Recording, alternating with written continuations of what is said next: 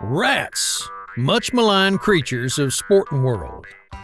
Except for ex-spouses and mother-in-laws, rats are the most maligned creatures on earth. You dirty rat, he ratted to the cops, or you rat fink, etc. You've heard the hurtful words. I often wonder why our Creator put rats on earth. I suppose to test some folks and give others sport. They drive otherwise devout church-going folks to the brink of sin. Take Mama, for example. There's never been a more saintly woman than she. After hearing a sermon on cussing, she corrected me when I said, "Golly, that's the same as using God's name in vain," she said. I really didn't mind since I preferred saying "all shucks" anyway. Yet Satan, masquerading as a small mouse that was leaving droppings on her kitchen counter, tested Mama's religion severely.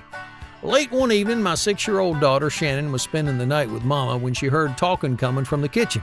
She got out of bed and tiptoed to the door to see what was going on. Mama was bent over a mouse trap, loading it with a hunk of cheese and mumbling to herself, "I'll catch you this time, you little bet." I won't repeat the word. Shannon was shocked. "Meemaw!" Startled, Mama spun around. "Youngin', you get back in bed where you belong." I'm happy to report that Mama caught the small mouse and saved her religion from further erosion. Daddy, being an avid hunter, turned rat eradication into a sport. When I was a baby, we lived in Grandpa Barksdale's old home place near Copeland. Gophers partied there every night, all night long. After rats got in the springs of my baby bed, Mama put me in bed with her and Daddy. We couldn't afford gopher traps, and anyway, if we got enough money to buy cheese, we wouldn't feed it to rats. Daddy propped up in bed at night, sipped homebrew, and shot scampering gophers with his .22 rifle. What fun that must have been. Fortunately, DHR never heard of this, or I would have been snatched from a loving home and placed in foster care. And all because of rats. Later, when I was older and it was too wet to chop or pick cotton, we'd have a gopher killing at the barn.